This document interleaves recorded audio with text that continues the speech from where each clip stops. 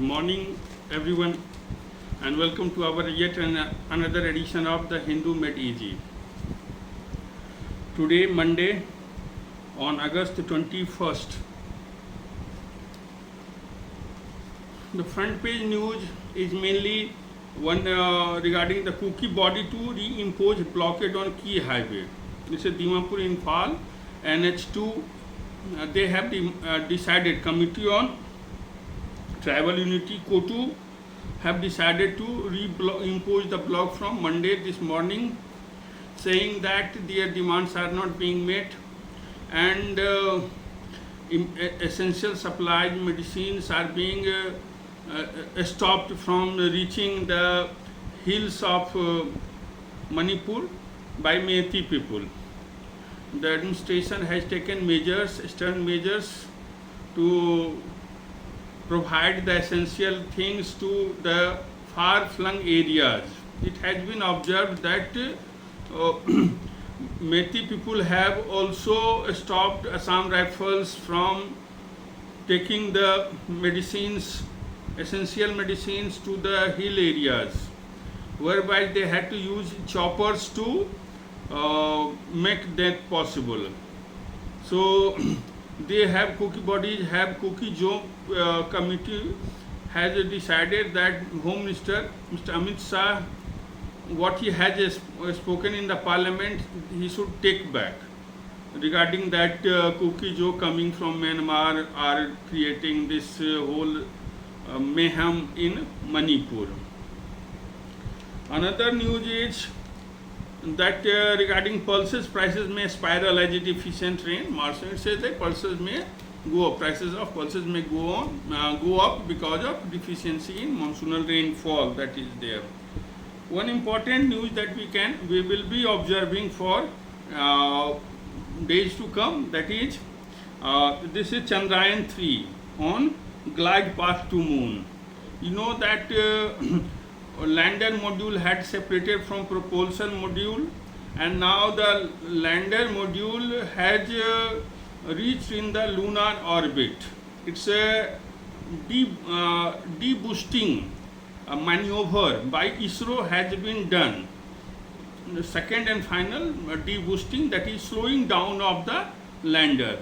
Now it is in the south pole region of the moon, and on 23rd of August IST 6.04 hour, it will, if everything goes well, it will land on southern pole region of moon. ISRO chief has said that this will be live cast on August 23rd 5:47 onwards. Soft landing of Bikram that carries the rover Pragyan. Once Bikram softly lands on the south polar region of moon, that will be unique because India is the only now, it may be after crashing of the Luna of Roscosmos of Russia. It appears that if everything goes well as it has been going well till now, then Chandrayaan 3 will be the first to reach south pole of moon, that is unexplored region, yet virgin region, and they are hopeful of finding water molecules there and thereby further development and scientific exploration that will occur. So what we could say that deboosting exercise has been completed by ISRO. It has been positioned, it is night time, and they are waiting for sunrise. And so if sunrise did not happen on that particular hour, then it may have to wait for one more month. But hopefully we will see the Bikram landing on surface of moon and Pragyan coming out of rover that is named Pragyan. Chandrayaan 2 also had the same name of lander and rover. Lander is known as Bikram and rover is known as Pragyan. So the Pragyan will come out and it will send us valuable information. Now we come to our editorial section. Editorial section, the two editorials are, one is regarding the Congress reshuffle. AICC has done, Congress Working Committee has been reshuffled under its present chief Mallikarjun Kharge, and leaders have been, it appreciates that Congress needs to truly representative for viable bid for power. They have taken in Shashi Tharoor, who fought against Kharge for the presidency of the Congress, and from Rajasthan also they have taken young Turk, so son of Rajesh Pilot, and half the CWC is filled with you could say minority communities, tribals, Dalits, women. So it's a good representation, and it's a preparation for upcoming general election 2024. Congress is preparing for that. Another is one editorial is the failure of hope. Caste violence by teenagers is symptomatic of a deep-rooted malice.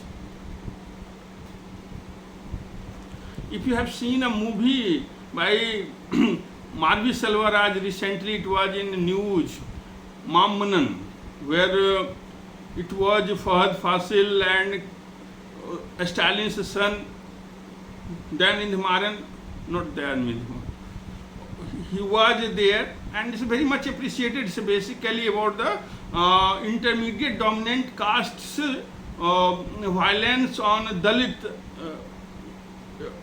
people. It's southern Tamil Nadu, where this very much symptomatic, and it happened that some teenagers, it's a school related incident, and when teenagers came out from intermediate dominant caste, they came out to Dalit family's house, and they have beaten brutally brother and sister sibling. They are hospitalized and things like that. So it says that it's a failure of hope. It's a hope only that one keeps him alive, keeps him or her alive. If hope dies, then everything dies. So government has in a one-man committee under the famous jurist has initiated Chandru. You know that he is the very famous movie has been made on his life.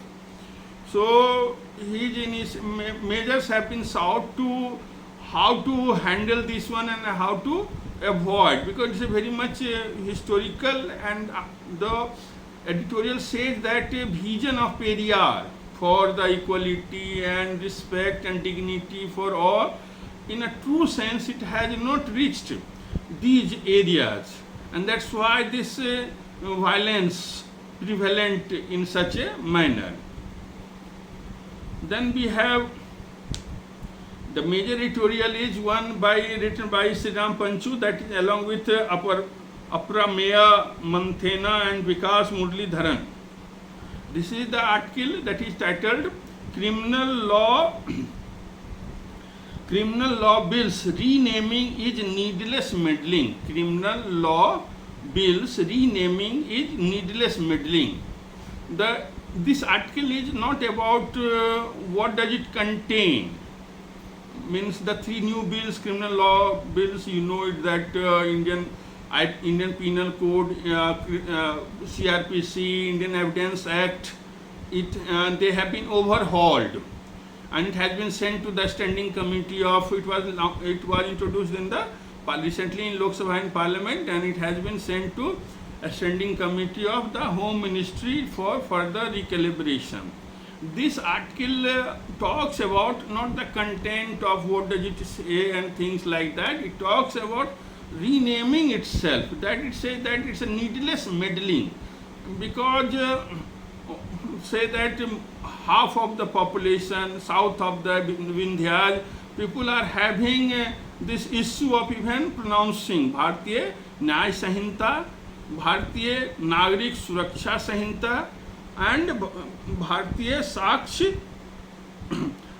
Saksh Bill, the three, that is, you know that IPC has become Bharatiya Nyaya Sanhita, CRPC has become Bharatiya Nagrik Suraksha Sanhita, and Indian Evidence Act has become Bharatiya Saksh Bill.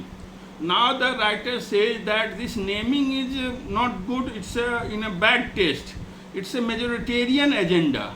Linguistically majoritarian agenda it is. How? Because its name is very much Sanskritized and a Hindi version, and it quotes that Article 348 of the Constitution, Article 348 of the Constitution states that the authoritative text of all the acts passed by Parliament or state legislature shall be in the English language. So wordings are in English, but the names are in Hindi. That is the objection. And it says that apart from that, we know that language issue is very much perennial in India. During the independence struggle also there was language issues, but post independence even Constituent Assembly debated a lot, and we know that official language policy came. 8th schedule is there, that certain languages are recognized and they are given equal treatment. Then it says that we know that in early 60s there were language rights in Maharashtra, Tamil Nadu, West Bengal and other places, especially in southern states, regarding the imposition of Hindi. Now it says that it was taken care of, and they said that our constitution says that the legal regime in place provides that legal regime, that's what is right now, what is the situation right now regarding the position of English. So it says that legal regime provides that English shall remain an official language until resolutions for the discontinuance of English as an official language are adopted by state legislatures and by Parliament. And it says it is not possible because it's a dim prospect, because English has become a globalized player, which has a big role to play in global India. And India is also reaching to, and language has a medium, an interlink between. So what is the crux of the article is that language is an integral part of culture. Language is not simply that we speak and write, it's an integral part of culture. And the attempt to use Hindi in the names of a bill introduced by Indian government will be seen as imposition of culture of the linguistic majority, imposition of culture of the whose culture? That's North Indian states, Hindu majoritarian, linguistic majority on linguistic minority, imposition of linguistic majority on linguistic minority. It will be seen like that if it remains so, that as it has been in the present bill.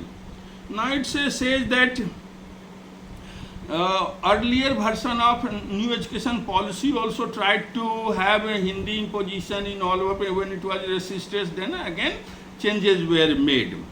Then it quotes our Home Minister that on occasion of every Hindi Divas he will repeat the same thing, that being seen as an attempt to impose Hindi.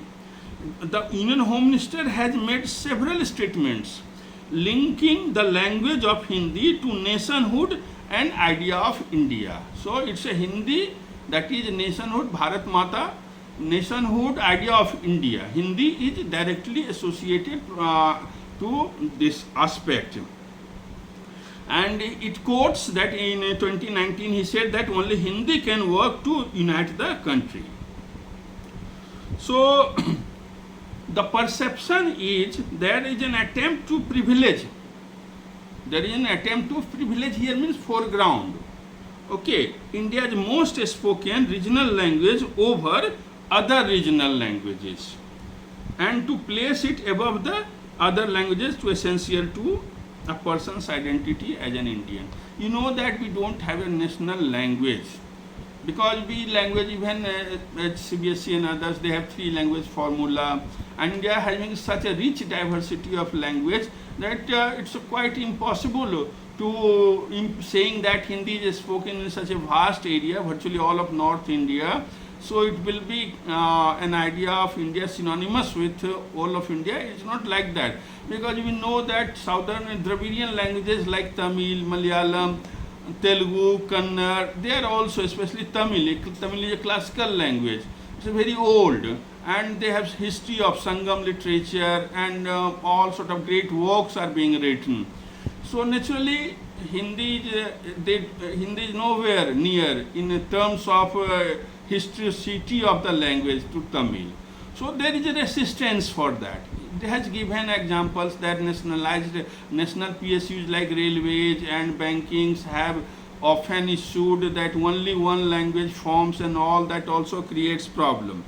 Finally, say that what is the legal position of English in India? It says that it will remain so. The position of English as an interlinked language, as a communication language, as a language to communicate between state and center and to legislate all the major bills and things like that. It says that the legal position of the country is that English shall continue to remain an official language until the non-Hindi speaking states desire so. So it is not that wish of the Hindi speaking people will decide whether English will be there or not. It is a non-Hindi speaking states. It's their prerogative. It's a non-Hindi speaking people's prerogative to maintain English as a language or not. So it is not in the hands of Hindi speaking people that they can get rid of English and impose Hindi. So this is one of the articles. Then we have one article, pilot fatigue in India, wake up call. It's a wake up call, you could say, Director General of Civil Aviation, and our policies of how pilots are.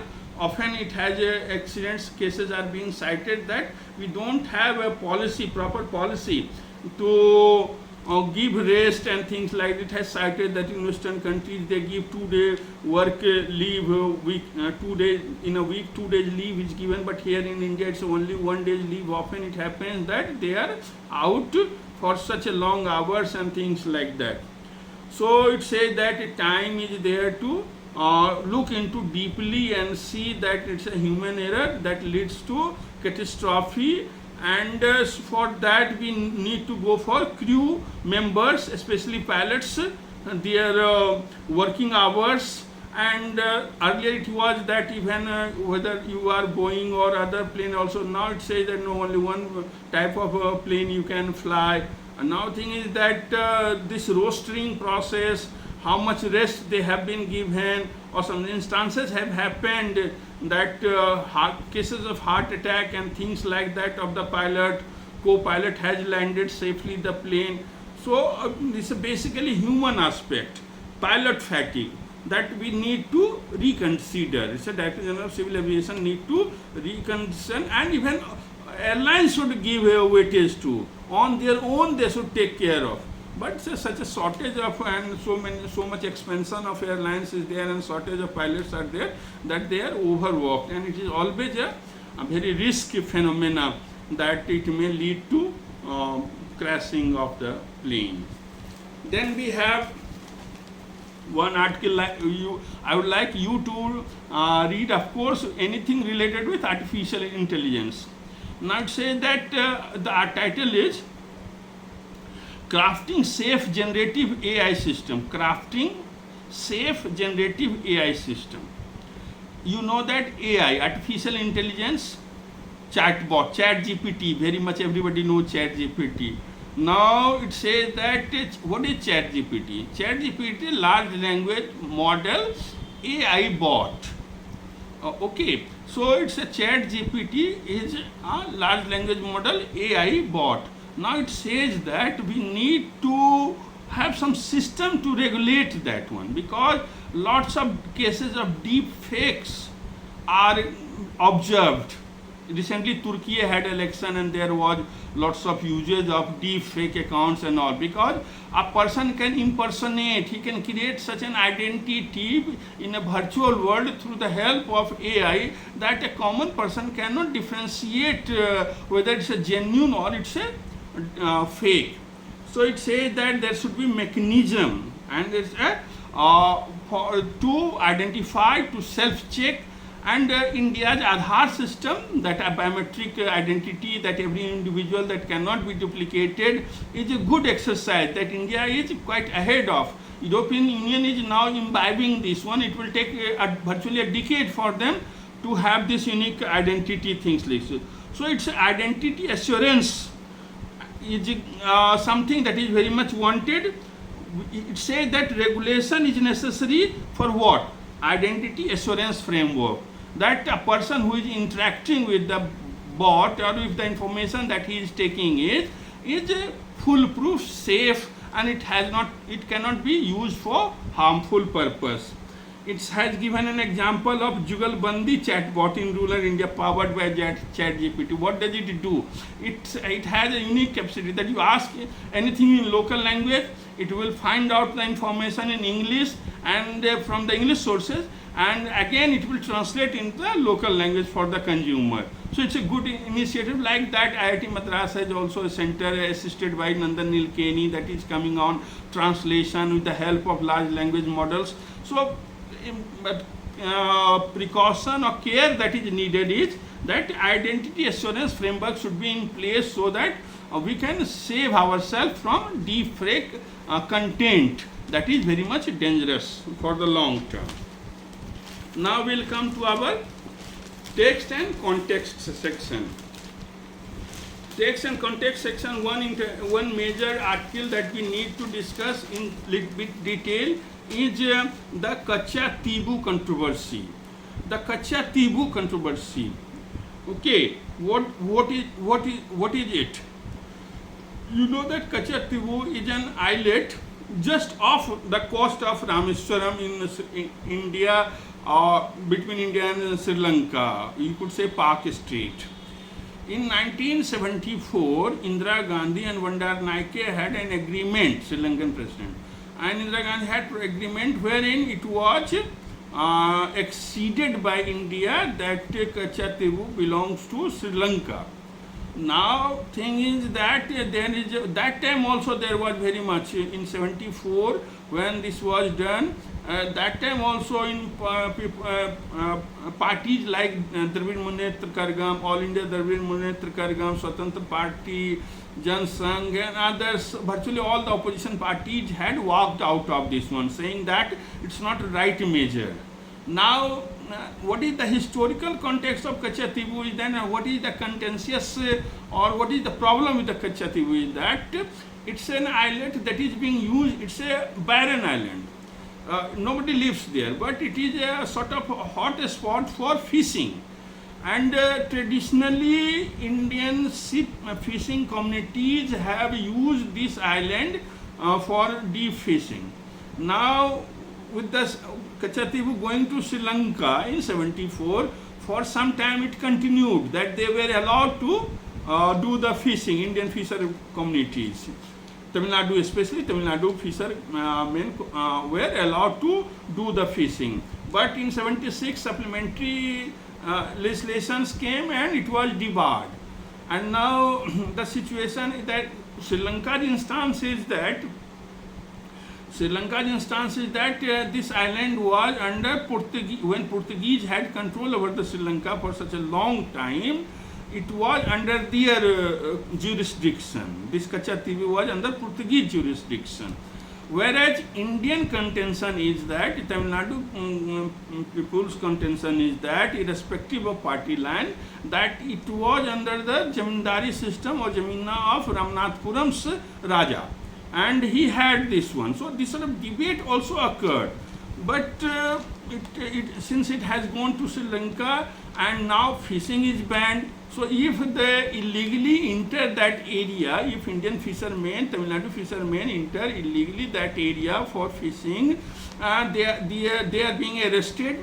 Recently what happened, Sri Lankan president visited India. So on the eve of that, they released Indian fishermen. But they did not, Sri Lankan Navy did not release their boat or fish net or something like that. And you know, for poor fishermen, it's a costly thing to have once again arrange for their boat or net or something like that. So Tamil Nadu government, Stalin wrote to Prime Minister also that we shall discuss it to take back Kachativu from Sri Lanka, and it is not Tamil Nadu's islet, it is a small island, so it's called islet. So it's not Tamil Nadu's islet, it's India's islet.